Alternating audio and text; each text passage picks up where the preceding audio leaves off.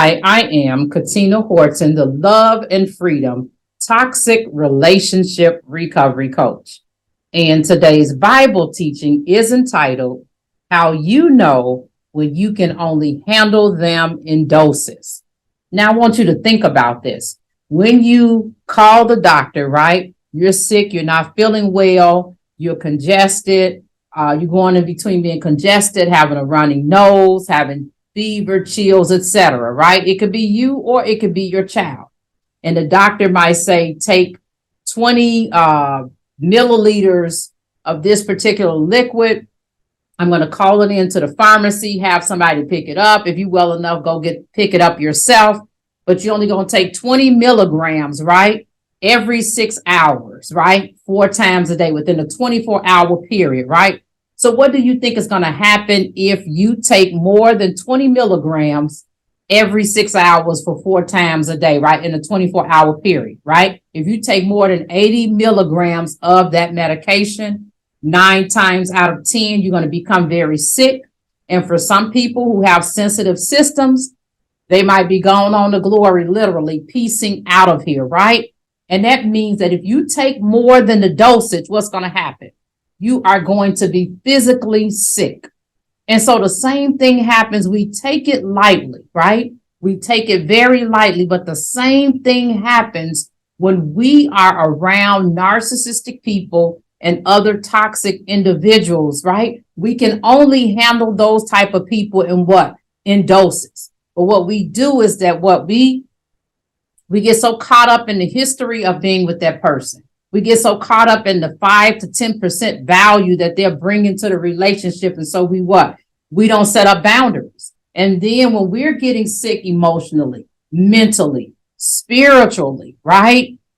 And physically, and then we're relationally, socially, financially, intellectually, right? Sexually, all the above, when we're getting sick in all of those areas, then we start to go, I wonder what's going on. I wonder why I feel like this. And your body had been telling you all along, your gut instinct, something's not right with this person. You were ignoring the yellow flags, right? That were going to turn into red flags. You ignored that gut instinct, right? And so just like with that medication, sometimes we cannot be around people too long or we're going to overdose on them, right? And you might say, well, how do I know when I have overdosed on certain individuals?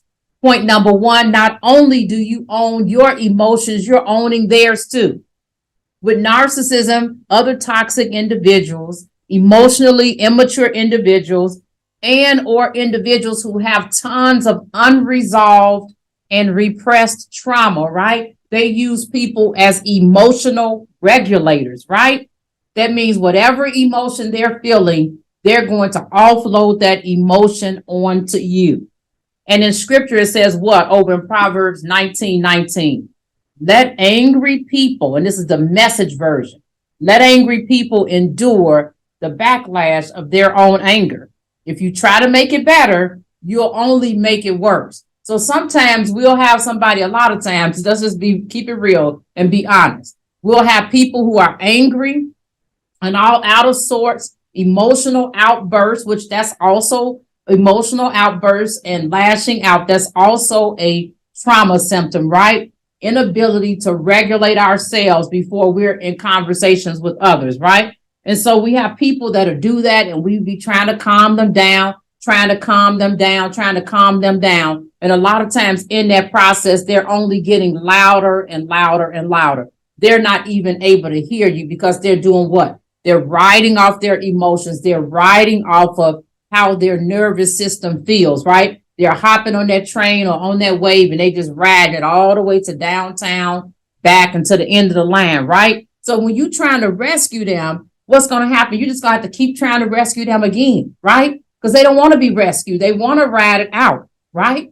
And I'm not saying they want to be in that state. Once they're in that state, there's no pulling somebody out of that emotionally reactive state, right? The only thing you can do is to try the best you can and regulate your own emotions. Otherwise, you're going to become dysregulated from their dysregulated emotions and nervous system, right? Somebody shamed them, then what happens? They shame you and offload their emotions. I never forget, I was talking to someone, and this particular person told me that someone had just shamed her. And before she even told me that, I was already thinking in my head, I know. And then I went on and been honest with her. I said, yeah, I could tell that happened. And she said, you can't. I'm like, I can feel it. I mean, this person, I didn't tell her, but she was leaking, reeking of shame, was just coming out of her. So the way she was able to offload her shame is what? She said something shameful to me, right? And so I could feel it. I already felt it leaking out of her. So when she told me what the other person said, it's like, okay, I knew I was feeling shame, but I didn't know why it was coming out, where it was coming from, and it didn't seem like it was my own. But when you're around people who don't regulate their emotions, right, and own their own junk, so to speak, you start to think, is it me? And then you have to try to siphon out what's yours and what's theirs, right? And that's a job. That's a full-time job within itself, right? And so it's upsetting, even if this person is upset, right? They get some upsetting news from watching the news, and they get fear invoked in them, right? So then what they'll do in turn is tell you about whatever was upsetting these same individuals, right? The next thing you know, you have what? Fear invoked in you. And I've had a few people before that once I saw their MO, certain things they watched, I noticed how it invoked fear in them. They were not self-aware of the fact, right? It invoked fear in them. So then next thing you know, I'm talking to them and they're telling me about all of this stuff with the world ending and all of this kind of craziness and these conspiracy theories. And next thing you know, I had what? Fear all down in my mind, body, soul, and spirit. So then what happened is when that person got into that mode, I noticed, right? Because of me being self-aware and paying attention to the patterns, right? My brain picked up on, then it's like, okay, he or she is in this mode now, right? So then my brain just kind of turned off what they're saying. Because once they were starved, you couldn't stop them. There was no stopping them, right? When people want to offload their emotions and they're all caught up into how they feel, when we get caught up into how we feel, right?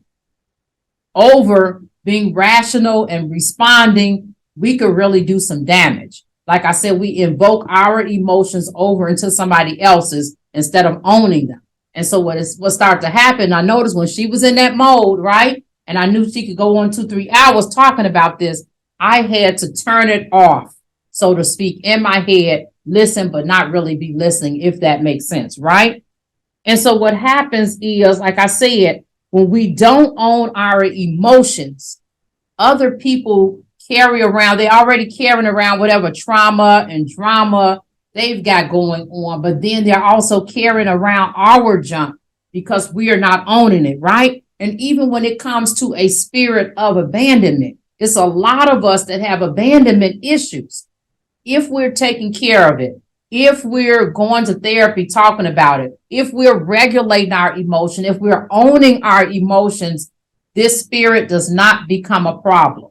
However, if it's a narcissistic individual, if it's an individual who's toxic, it's an individual who's emotionally immature, it's an individual who has unresolved and repressed trauma, right? Tons of it that they've not worked out. 9 times out of 10, when they start talking about things or something triggers their abandonment, you are actually going to feel a heaviness in your body, your soul, and spirit in general, just a unnatural heaviness, and like it's just going to be an unnaturalness about the emotions that's going to feel like this is not mine. Something is going on here, right? And that energy gets poured down. It starts permeating the air and it permeates deep inside of you. And for a while, you're like walking around for a week or two trying to recover from all of that mess that they placed inside of you, right? And like I said, when it's dysregulated and it's unmanaged and you've got unresolved and repressed trauma, that is the perfect recipe for a toxic cocktail of emotions. And how do you know? Because the energy is toxic. There's just a feeling in the air that's just unnatural, and it gets deep inside of your spirit and soul. Toxic empathy also, right, can cause this to happen when we are so caught up, right, and empathizing with someone else that we almost, it's like the situation have happened to us. We've lost control of our emotional boundaries, right? And then it's like you've actually taken the place, their place, so to speak. Instead of it being Jesus on the cross, you put yourself on the cross and actually taken the place of that individual. That's toxic empathy, right? It's not good for you and it's not good for that other individual. And it's just like that man of God who was a prophet, right? He had toxic empathy for the old prophet, for that false prophet, that old prophet of God, right? He had empathy, toxic empathy for this individual who said, we the same. I'm just like you. I'm a prophet just like you. And he got convinced to go back to this man's house after God had said what? He wasn't supposed to eat or drink anything in that place. And he was not supposed to go back the way he came. But that man brought in the python spirit, pretended like they had something that was similar, right? Followed him first of all, because python always follows you, right? To annoy you.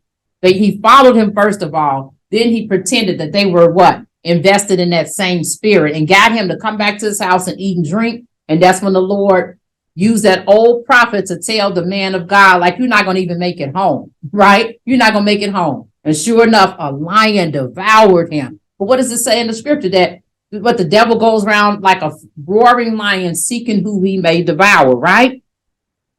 And so what happens is that in the scripture, even when it came to Samson, he had toxic anger. It says, but after a while, in the time of wheat harvest, Samson visited his wife with a young goat and said, I will go in my room, go into my wife in her room. But her father did not let him enter. Her father said, I really thought that you hated her intensely, so I gave her to your companion. And see, Samson's thing is once his trauma hit, he went through that flight trauma response of abandonment, right? And he thought, okay, I'm just going to leave my wife for a while after she betrayed me to the Philistines and told my secret, and I'm just going to come back when I'm ready to talk to her. But that's not how it goes. You just peace out, and then you come back like a parent who haven't seen their child, and I don't know when. That's not how relationships work, right? And you just pick back up where you left off at. That's not relationally healthy, right? There's no reconciliation that's been done in order for the restoration to take place, right? And so it's like her father didn't let him in, and he said, I thought you hated her so intensely, so I gave her to your companion. Is her younger sister not more beautiful than she? Please let her be yours instead. Now you see, he didn't do right by your older daughter, but you're going to go ahead and recommend your younger daughter for him? That doesn't make any kind of sense at all. And it says what? Samson then said to them, this time I will have been blameless regarding the Philistines when I do them harm. And Samson went and caught 300 jackals, tail to tail. So he went and got 300 foxes, it says, and put one torch in the middle between two tails. When he had set fire to the torches, he released the jackals into the standing grain of the Philistines. So he had these foxes to go out and destroy property and set fire to both the bundled heaps and the standing grain, along with the vineyards and olive groves. Then the Philistines said, who did this? And some said, Samson, the son-in-law of the Timnite, because he took his wife and gave her to his companion. So the Philistines came up and burned her and her father to death with fire. So his anger caused what? Their death. Number 2, right? How you know when you can only handle them in doses, right? When they keep trying to make you a clone of them, right? There's energy involved in that. If every day, all day long, right? Or every week, every month, every year, whatever the frequency is, right? Every time you see them, they're trying to convince you to do the same thing that they're doing. That gets played out. Even though they say get to the point where they roll off. You do want to get to the point where certain things people say will roll off of you. At the same time, if you're dealing with this energy every day, all day long, putting a 9-to-5 job, right? All that energy into it, like you're working a full-time job and and you keep telling the person, I got to be able to do things the way that I need to be able to do them, right? And you keep saying it over and over again, like a broken record, right? We're fearfully and wonderfully made. We have all been specifically designed for a certain calling and to be able to express ourselves. We need autonomy. We need agency, a sense of agency with that, all the above. And you keep saying that, and the person keep trying to convince you to do the same thing that they're doing with their lives. make the same choices where they're shopping at to get food, right? The relationship they have with their ex-husband who tried to kill them. All of this kind of thing, right? Buying the same electronics they buy because it makes them all of this rigidity that makes them look what? Self-righteous and make them appear highly moral because they've mistaken what? Rigidity, thinking that rigidity equals high morality when it doesn't. It's two different things. People, you notice if you're around people who are very rigid, 9 times out of 10, their rigidity has self-righteousness attached to it, right? And an antagonistic viper spirit, right? Remember that viper spirit is antagonistic. It's a self-righteous one, and it's a legalistic spirit. Even when you think about the disciples bothering Jesus, telling him that, not the disciples, rather the Pharisees, bothering Jesus, telling him, oh, the disciples are picking grain and eating them on the Sabbath because the disciples were hungry and they had been hanging out with Jesus all day. So it's like they need to be doing what we're doing. And in other words, Jesus answered them like, don't you know about David, him and his men going to get some of the shewbread that was set up only for the priests, that was holy bread, but they were out and they were hungry, they were famished and they needed some energy. Don't you know about that? And it's like, in other words, mind your business. When we get so caught up on what the law said, what the rules say, right? Then offering people grace and love and truth and compassion and empathy, we become self-righteous. And we do what Jesus told the disciples that the Pharisees was doing, right? Not to do, the reason he said don't do what they do, he said, because they tie up extra loads. They put heavy weights on people, telling people to do all this extra stuff for salvation that they themselves are not even doing. And that's the thing about it. People who are real rigid, some of the stuff they're trying to get you to do, they're doing. But if you watch them, if you recorded them from morning all the way to night, or for 24 hours, they contradict themselves all the time. And the scripture says what? A double-minded man is unstable in all of his ways. They would tell y'all, if that was me, I wouldn't do that. Child, I do this and that and the other, and I've done this and that and the other. And then when you look at it, you start thinking like, wait a minute.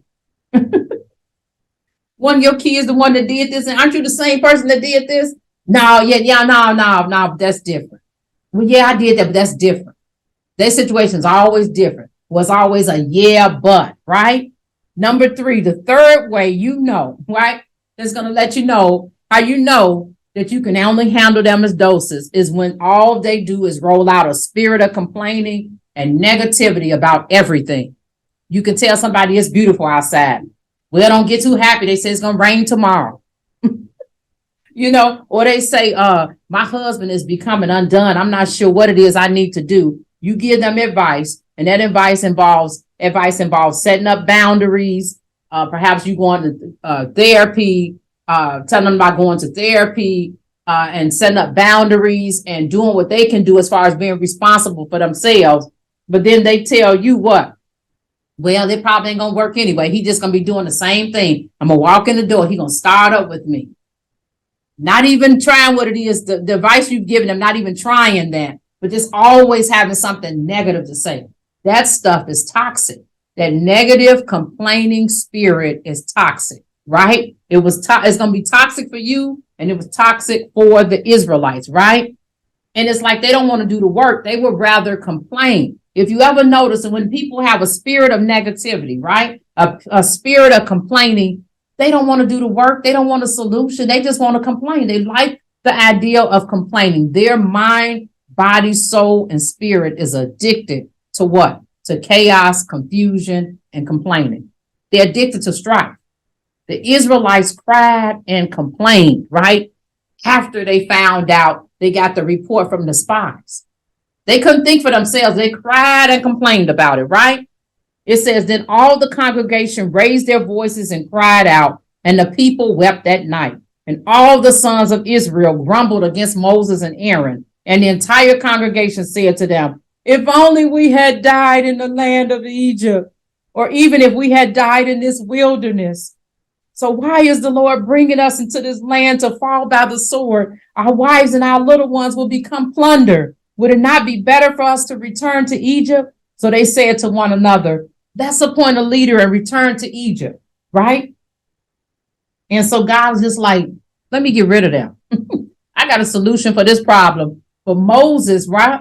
out of his compassion for them, out of his kindness, right? And out of his toxic empathy as well, he begged for their lives, right? And it was to his own detriment, because even after begging for their lives, they still didn't want to do right. They tried to have somebody to go over Moses, even when Moses came down from getting the 10 commandments, after just begging to God for them, and went up to get the 10 commandments and all that. He came down. They had Aaron to build a golden calf. And where did they get the gold from? The gold that they were given when the Egyptians gave them when they left Egypt, right? They needed their trauma, right?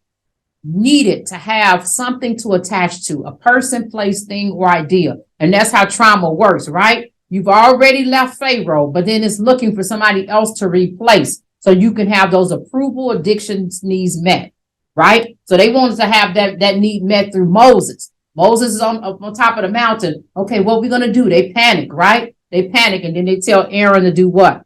To make some gold, make something that they could worship. And he made the golden calf. And when Moses confronted him about it, well, I don't know, I just threw the gold in and out came this calf. Blame shifting, right?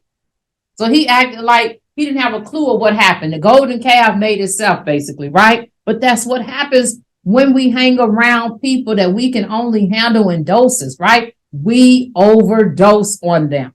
We overdose, right? Just like with the medicine. Nobody wants to take more medicine than what's recommended by the doctor, because you could what? Kill yourself. And I never forget, I had gotten a prescription. This has been 20 some years ago. And the doctor said to take it. And I was hesitant about taking it. And then what ended up happening was I got it filled and then got home, and I still was hesitant. Thank God I hadn't taken it, because I got a call from the doctor's office saying that the nurse had misinterpreted what the doctor said. I would have been dead and gone, and had put 2.5 times the regular dosage, right? Don't overdose on medicine. And guess what? Don't overdose when it comes to what? People, right? That you can only handle in doses. You are enough. Reclaim your power, soul, and identity. And then I want to challenge you to reclaim the power, soul, and identity of your calling. Grab them keys to the kingdom and get your inheritance. Again, I'm Katina Horton, the Love and Freedom Toxic Relationship Recovery Coach. If this message has been of any value to you, I would love for you to hit what? The like button and share it. If you need coaching services, whether it's individual or group coaching, head over to thevalleyofgrace.com and book a call, or email me at Katina Horton VGM, which is Valley Grace Ministries at gmail.com. Again, Katina Horton VGM at gmail.com. Be blessed. I love you, family. Until next time.